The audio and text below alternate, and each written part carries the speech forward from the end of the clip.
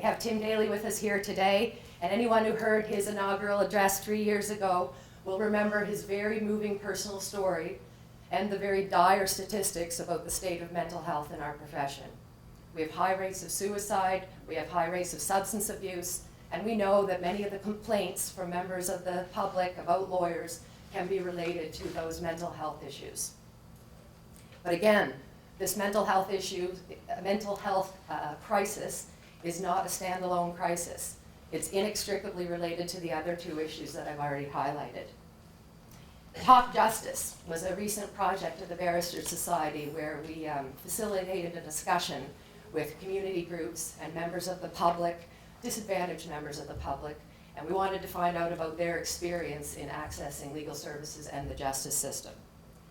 And one of the most interesting conclusions to me from that report was that members of the public, disadvantaged people who are struggling with access and struggling with the justice system, are worried about the mental health of their lawyers. They're worried about the mental health of the court workers that they encounter. And here's an interesting quote from that report. Research on lawyer mental health to date has rightly focused on how to reduce stigma and spread awareness of effective treatment. However, there must be a second focus, one on how the nature of legal aid and courthouse work uniquely impacts mental health and how that in turn affects quality of service for economically disadvantaged Nova Scotians. So in other words, lawyer mental health is an access to justice issue. And I would suggest that it's certainly not something that would be confined to legal aid work. It would apply to lawyers generally, and in particular to any practitioners who are attempting to provide services to segments of the population who have very serious, very complex needs, and lawyers who are trying to do that in a high volume, high pressured environment. Now, you're often reminded, probably ad nauseum, that the Barristers Society is not the CBA. It's the regulator, and its purpose, our purpose, is the protection of the public interest in the practice of law.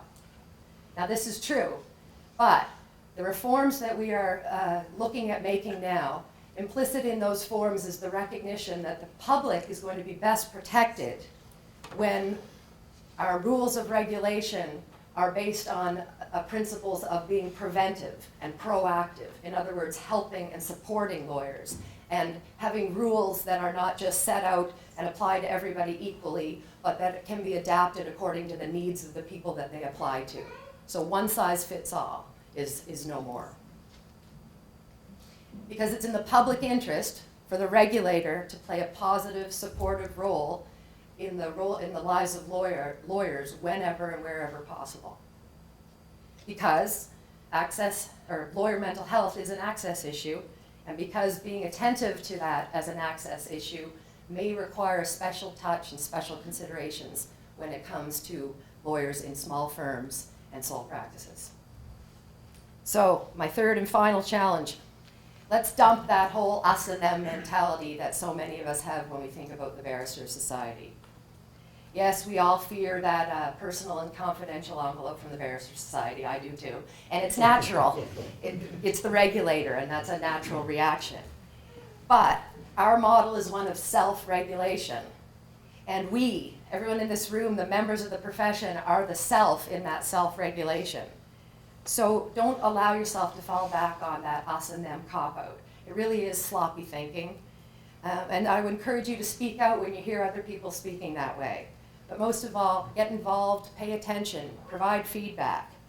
I firmly believe that self-regulation is its most effective and the best that it can be the more selves are involved.